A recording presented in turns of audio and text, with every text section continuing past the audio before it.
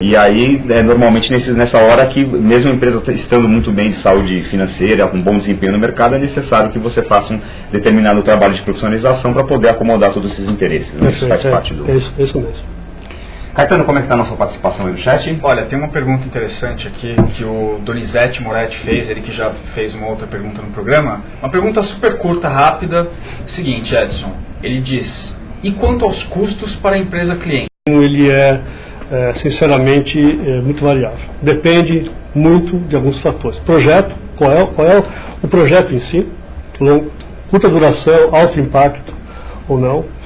Depende do profissional que vai ser alocado. De repente, uma empresa tem um projeto tão importante, tão grave, tão decisivo para a sua situação, que eu tenho que colocar lá um ex-vice-presidente de uma companhia, full time, 3 meses, tá certo, para fazer a transformação, e não tem paralelo de custo para comparação.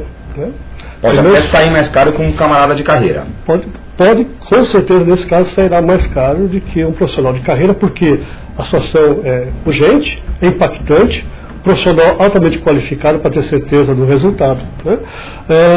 Depende do profissional, depende do projeto, depende também da empresa, o que ela consegue suportar também. Em geral,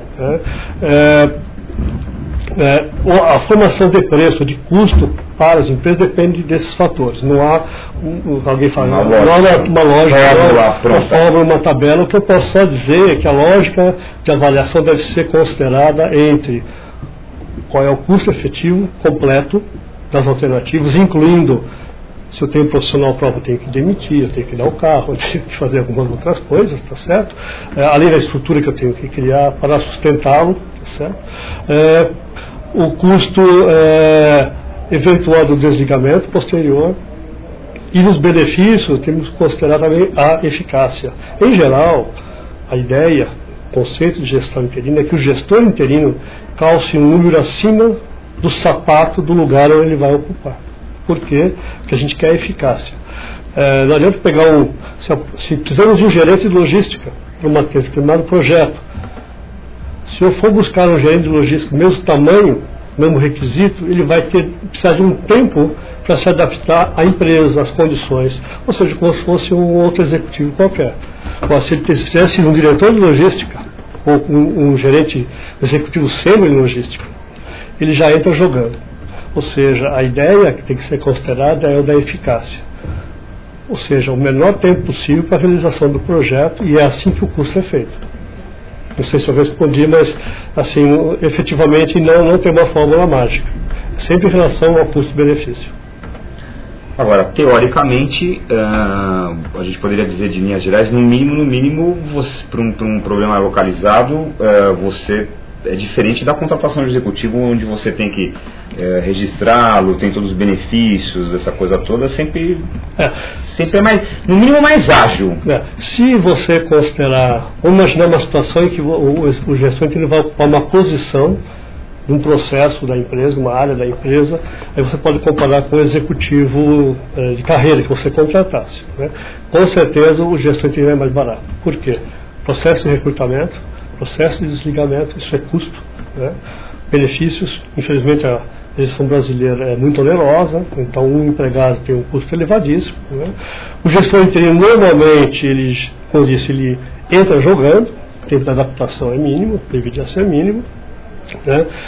100% dos casos é pessoa jurídica, portanto o nível de impostos e custos é menor para a empresa, além da redução do risco trabalhista, que é um fator que sempre deve ser considerado, embora para esse nível de profissional é uma coisa que não se coloca como argumento, né? Mas deve ser considerado porque isso às vezes aflige muitas empresas. Agora, nos exemplos que você citou aí, onde as empresas podem utilizar a gestão interina, você citou desde, digamos assim, vamos chamar exemplos positivos, né?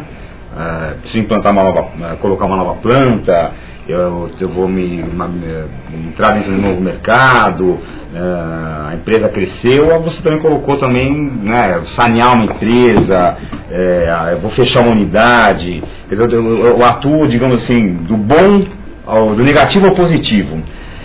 Na tua experiência, os casos que você tem visto, assim, as empresas costumam optar, né, agora estou falando uma questão assim de prática, na experiência, mais nas questões negativas, nos casos negativos, elas procuram optar mais na questão negativa, mais na questão positiva, ou isso... Gilberto, eu diria que é equilibrado. Acho que, assim, o que eu tenho visto muito são gestores interinos colocados para startups, né, especialmente de newcomers, são empresas que vêm do exterior para o Brasil e que não conhecem o mercado brasileiro, precisam confiar em algum profissional local, mas também não quer um compromisso de longo prazo e normalmente utilizam o gestor interino, que é uma coisa positiva. Então eu vejo muita coisa positiva desse ano acontecendo. Agora, é claro, né, eu diria que nesse momento não é o caso do Brasil, por causa do crescimento da economia, mas em épocas de crise, em épocas mais bicudas, é natural que a busca maior seja por fazer aquilo que a própria empresa não gosta de fazer, né? Ela não quer fazer as reorganizações, ela não quer fazer a reestruturação, ela não quer mandar as pessoas embora, ela não quer fazer o serviço doído, né? E trazer uma pessoa de fora imparcial, com objetivo para isso, né, tem sido uma prática. A questão que eu coloco aqui sempre, né, depende muito do profissional que vai atender esse desafio, né, é que isso não pode ser feito de uma forma subrepetícia, ou seja, escondida.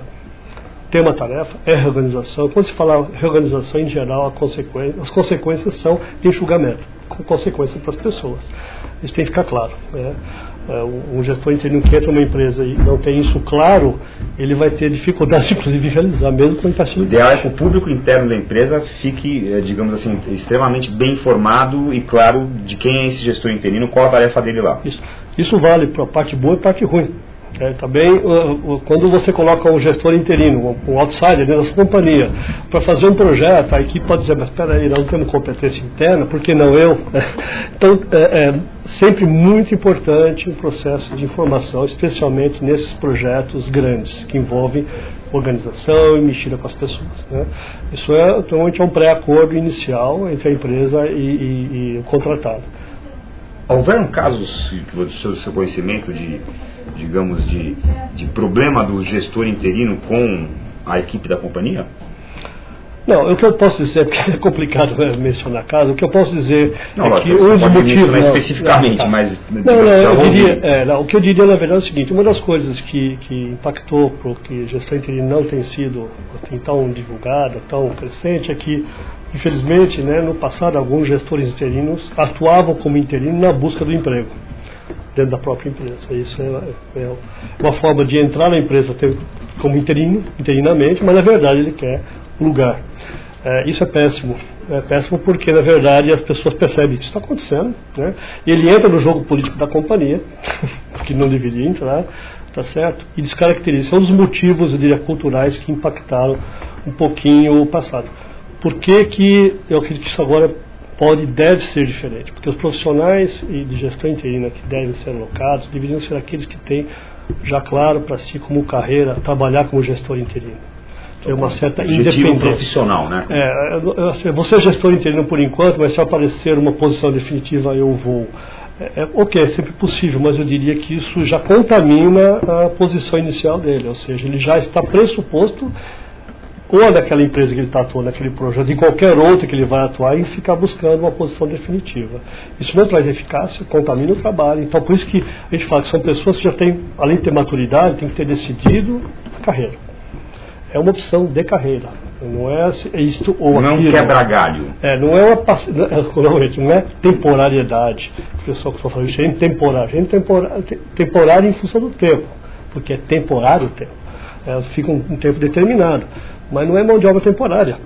Acho que essa tem uma diferença importante. E também tem uma diferença seguinte: consultoria, né? Existe uma diferença, gestão interina, consultoria, são duas coisas. Fala um pouquinho para a gente sobre o que difere a gestão interina da consultoria. Bom, obviamente que... vamos lá, eu já estive do outro lado do balcão contratando consultoria, há consultorias e consultorias sempre, né?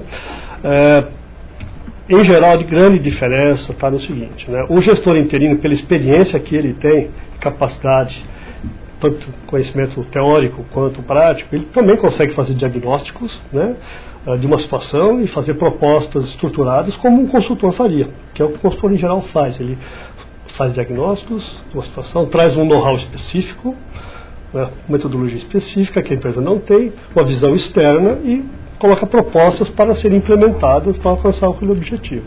E até muitos consultores ajudam a implementação, embora não sejam responsáveis pela implementação. Colaboram. Eles sustentam tecnicamente a implantação. Eles mentoram, fazem o mentorado da implantação.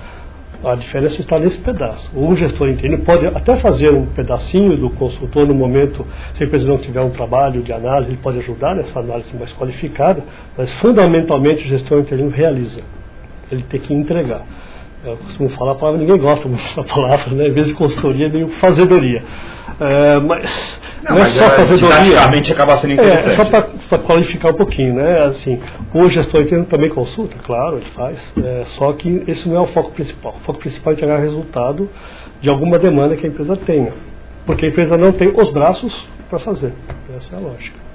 Então, digamos assim, há muitos casos onde o trabalho da gestão interina é consequência de um trabalho anterior de consultoria.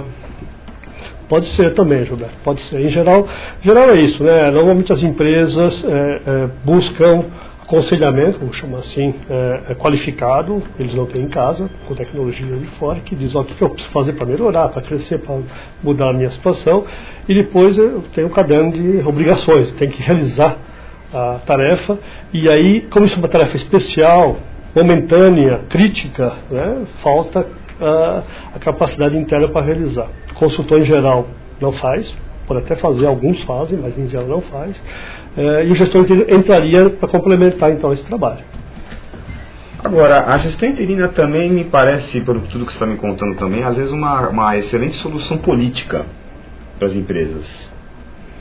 Olha, quando você tem que implementar uma coisa mais complexa, você tem que realizar uma mudança mais radical, não tanto positiva como onde precisa você precisa de uma pessoa que vá ali e realmente exerça, faça, entregue.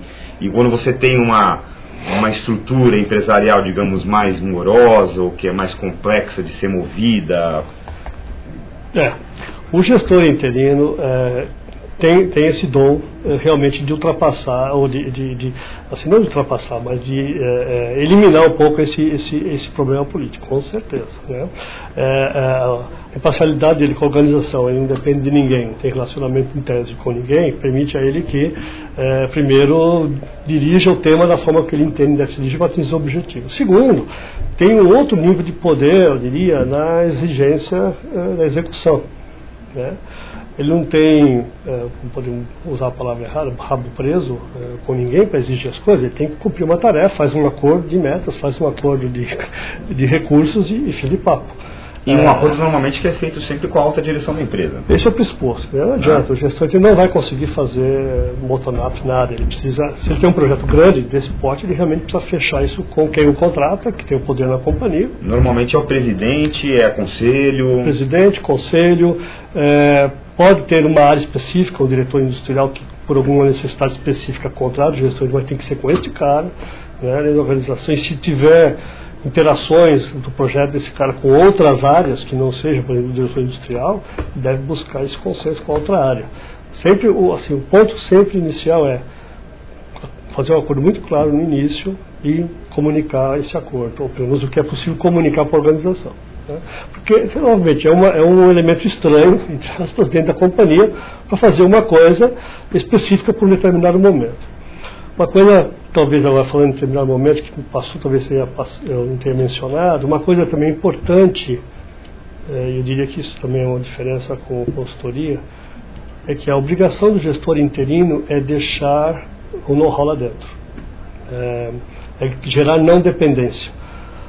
Significa dizer